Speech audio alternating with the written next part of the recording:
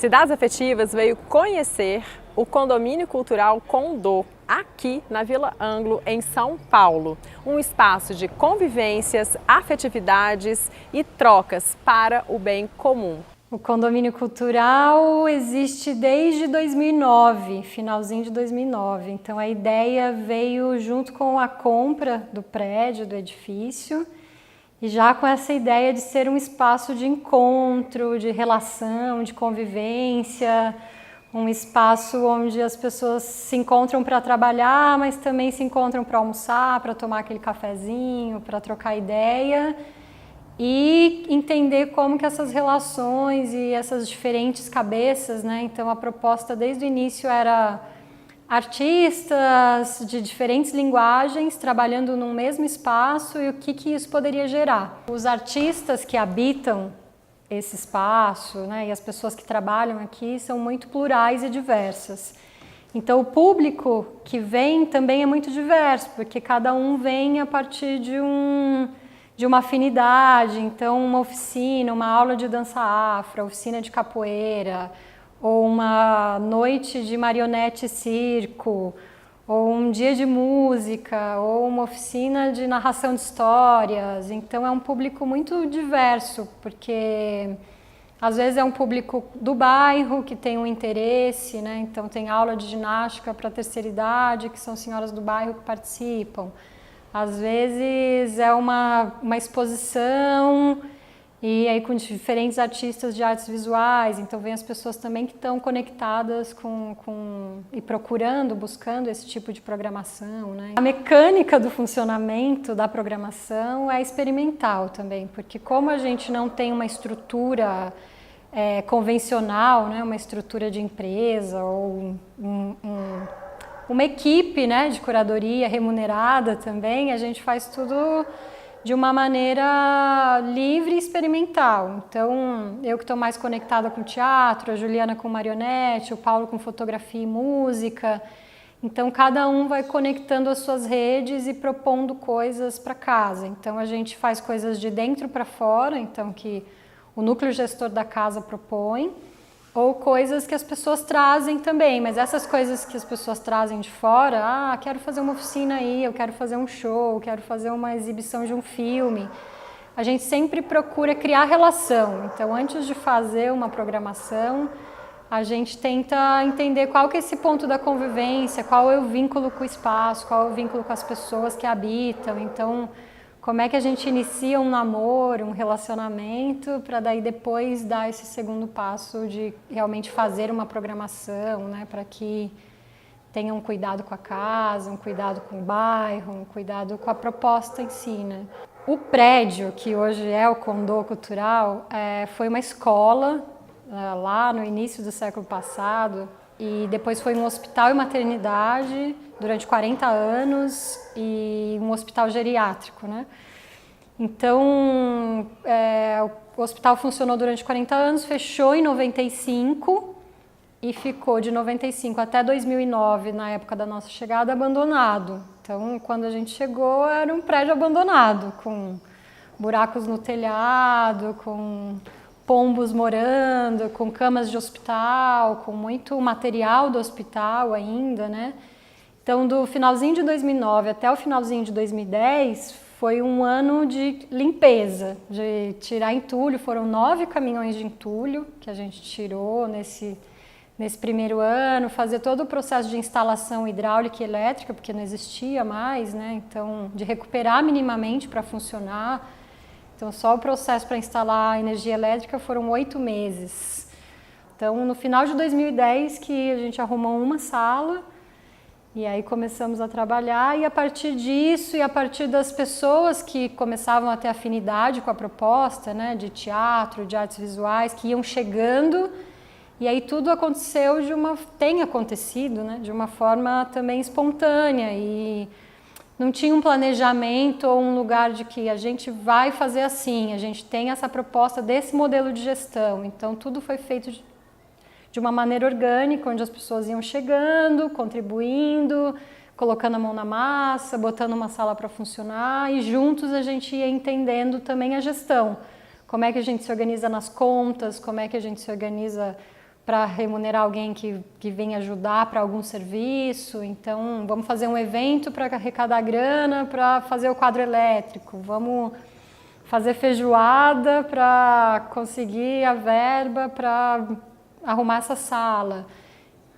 Parcerias com grupos que de alguma forma tinham algum subsídio, que daí tinha uma grana para a sala de ensaio, que colocava essa grana para a reforma da sala, para a sala começar a funcionar e virar uma sala de ensaio. Então tudo foi um processo com as pessoas, né? Com as pessoas que acreditam no espaço e na proposta. Então acho que é muita mão na massa e muita força coletiva para que o espaço possa funcionar. Eu cheguei, eu não morava aqui no Brasil, eu morava fora.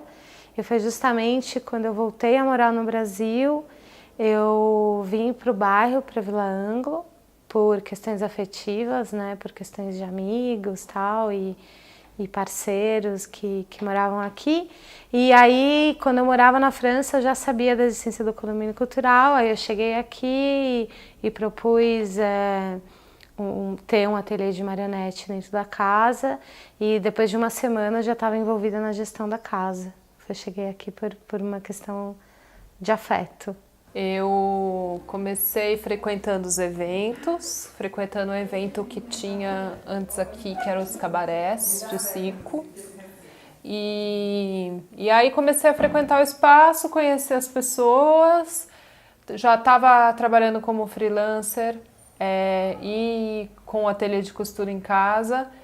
E aí, enfim, frequentando, eu fui criando relações, laços com as pessoas daqui.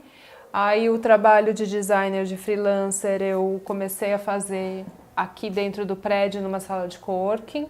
E deixei meio de aviso, assim, quando eu liberasse uma sala eu tinha interesse. Aí quando liberou a sala eu vim pra cá e aí eu trouxe tudo, assim, os dois trabalhos. A casa, né, é muito grande, são 1.250 metros de área. Então são muitas salas que são os ateliês dos artistas, então a gente tem um misto aí de ocupação, que é um lugar mais privado, onde as pessoas locam as salas para ser o seu ateliê de artista, de produção, de vídeo. Então uma infinidade de artes acontecendo, né, no espaço e de linguagens artísticas diferentes. Então, a casa hoje se sustenta com a locação dos espaços. Então, tem essa parte que é mais comercial, que sustenta a base, né, para pagar as contas, pagar a limpeza, pagar o administrativo financeiro e tal. E tem essa parte que é mais coletiva, do uso dos espaços e da associação, porque a gente é uma associação cultural com qualificação de OCIP.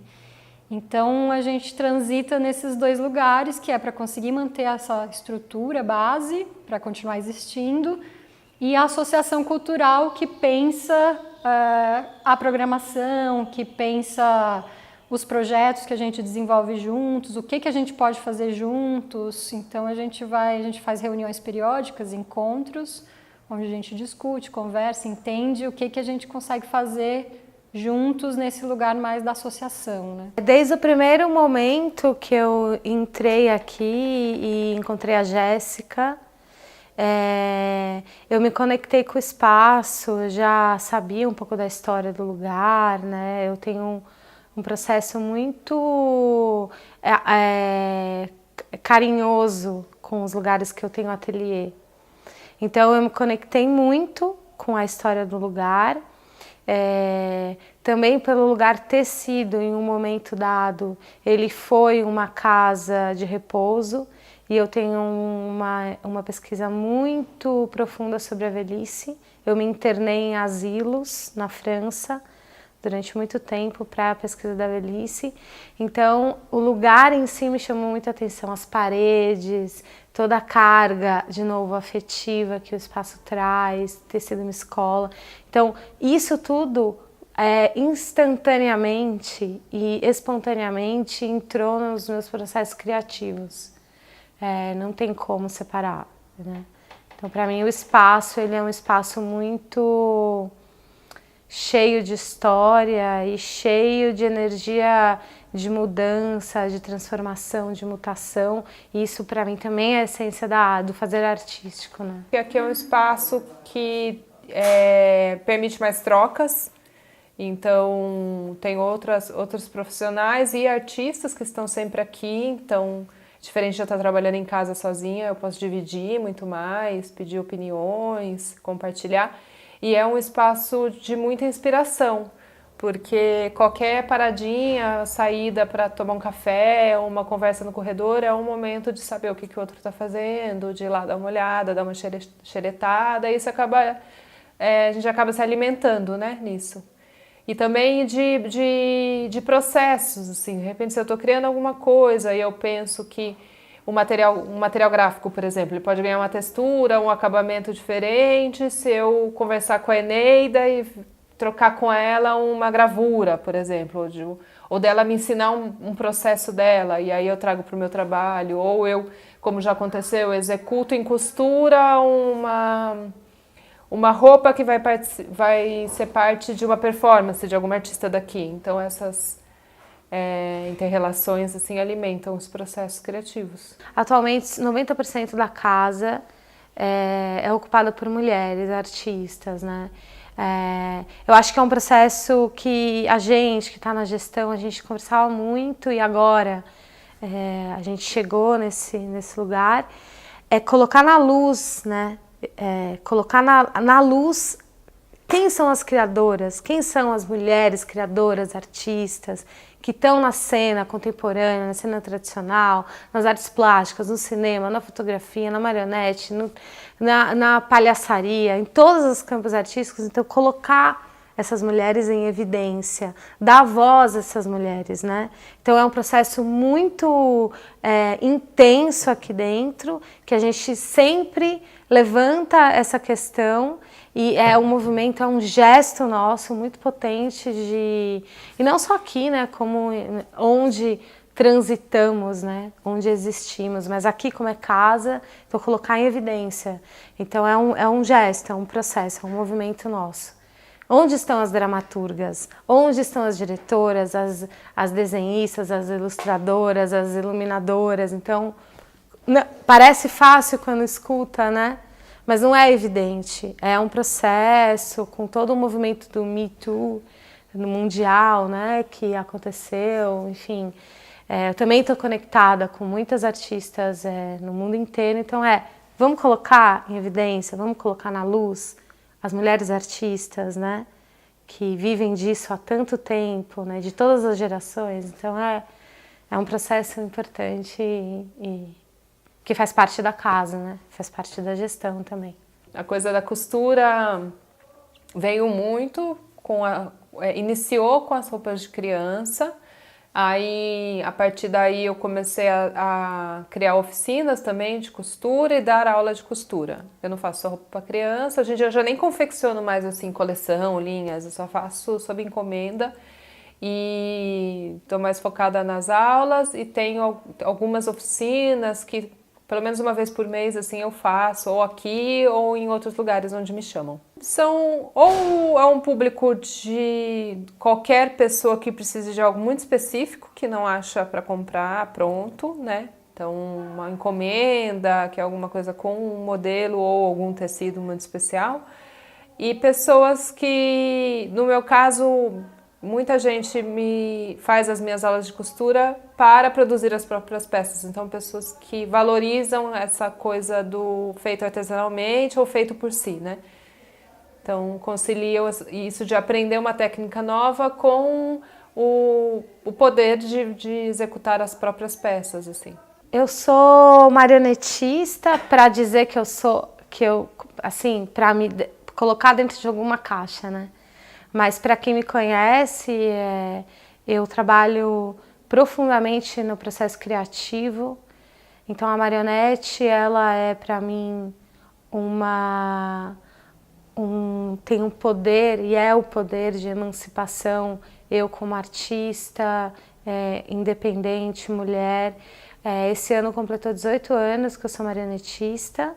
Então, todos os processos de todas as minhas criações, elas partem de coisas e detalhes muito pessoais, desde sonhos, desde necessidades. Então, não é especificamente para um público. Tem espetáculos para adulto, tem espetáculo para criança. Para mim não importa muito o público, mas a necessidade do artista, do que eu quero falar. E sim, é uma arte cênica, a marionete, muito marginalizado dentro de todos os campos artísticos, e esse também é um dos meus grandes movimentos, fazer com que a marionete seja vista e seja um pouco reconhecida nas artes, né? A marionete, ela é completamente marginalizada dentro do campo artístico, né?